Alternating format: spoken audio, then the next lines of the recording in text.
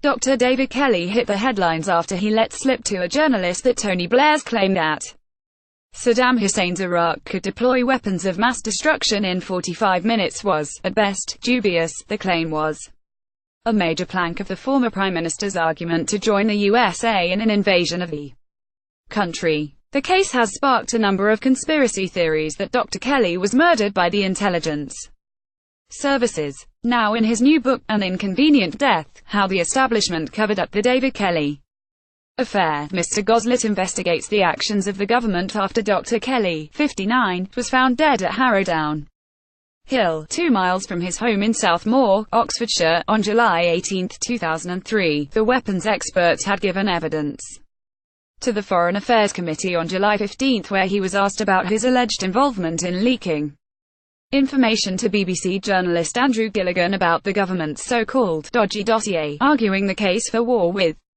Iraq being sexed up. Dr. Kelly had earlier been named in the press as Mr. Gilligan's source, something the civil servant denied. In his new book, Mr. Goslett wrote of the moment the body was discovered with some explosive new claims. He wrote, "At the time the Prime Minister, Tony Blair, was on a plane traveling between Washington, D.C. and Tokyo. Lord Faulkner left called Tony Blair within minutes of David Kelly's body being found," claims new. He claimed the Lord Chancellor, Charles Falconer, who was in London, rang Blair on the aircraft's phone within minutes of the body being found, and in a surprisingly brief call was instructed to set in motion a full-blown public inquiry into Dr. Kelly's death. Falconer established this inquiry several hours before any exact cause of Dr. Kelly's death had been determined officially, and, indeed, before the body found that morning had been formally identified. In his opinion, this was unusual. He speculated what could possibly have led Falconer and Blair, the two most senior political figures of the day, to take this unusual step on the basis of what, according to contemporaneous police reports, appeared to be a tragic case of a professional man ending his own life. Why were they even involved at such an early stage in what was essentially an incident that was local to Oxfordshire? What was it about the death of David Kelly that had disturbed Falconer and Blair so much that they went on to interrupt and ultimately derail the coroner's inquest, which had been opened routinely? And why were they content to replace that inquest with a less rigorous form of investigation into Dr. Kelly's death? These questions preoccupied me as a journalist for years. They pointed to powerful forces working against the proper investigation of an unexpected event, in this case, a death mired in mystery. What was it about the death of David Kelly that had disturbed Falconer and Blair so much that they went on to interrupt and ultimately derail the coroner's inquest, which had been opened routinely? Miles Goslett. A coroner's inquest usually takes many months to prepare, and in complex cases can take some years to be heard. Mr. Blair's inquiry, the Hutton inquiry, set up to investigate the circumstances surrounding the death of Dr. Kelly, opened on August 11, 2003, just 24 days after the body was found, and ended on September 24. The report, published in January 2004, concluded he took his own life. But there has been much criticism that the inquiry circumvented the normal inquest process. The body was exhumed last year at the request of the family, amid their concerns about campaigners who are calling for an inquest to be opened interfering with the grave. Dr. Kelly was reportedly cremated. Mr. Goslett concludes in his book that in his opinion, there are many unanswered questions raised during and since the Hutton inquiry remain. He claimed 22 relevant witnesses had not given evidence during the inquiry.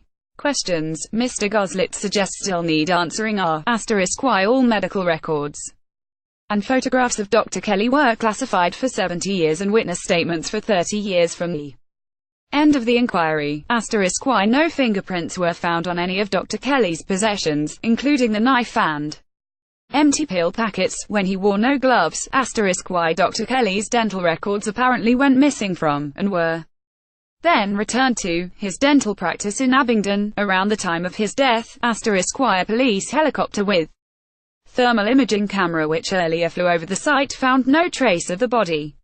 Mr. Goslett added, "It is clear that the Hutton inquiry was an inadequate substitute for a coroner's inquest into Dr. Kelly's Death, it raised more questions than it answered. He believes a full coroner's inquest is the only way to seek to answer them. He wrote, as a result of Tony Blair's decision to set up the Hutton inquiry, the British public is required to accept that Dr. Kelly took his own life, but, based on the available evidence, there are too many inconsistencies attached to the official finding of suicide to accept it wholeheartedly. I still believe, for a multitude of reasons, that a coroner's inquest is the only way that the full truth about his death will ever be known. Express.co.uk has tried to contact Mr. Blair through his Institute for Global Change to ask why the inquest was bypassed and if the inquiry was launched so quickly after the death. Why was this the case? But he could not be reached for comment.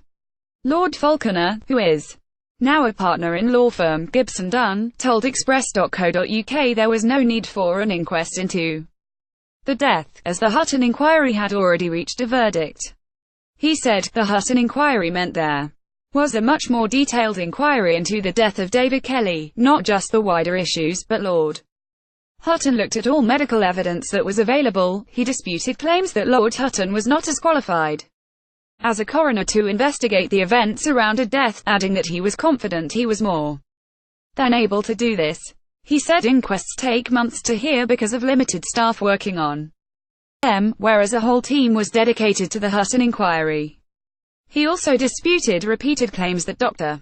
Kelly's was the first suspected suicide or unexplained death that had been dealt with by an inquiry instead of an inquest, and that this was unlawful. He said, no, it was not the first. I can't give examples, but there have been others. There is a section of the Public Inquiries Act which allows for this. However, he was unable to help with the reasoning for the inquiry apparently being set up so quickly, as opposed to an inquest. He said he remembered the phone call referred to in the book, but said, I would have to check with the timing. He added that it would have been Mr. Blair who instructed him to set up the inquiry, but he could not remember when, and it was now too far back to be able to check.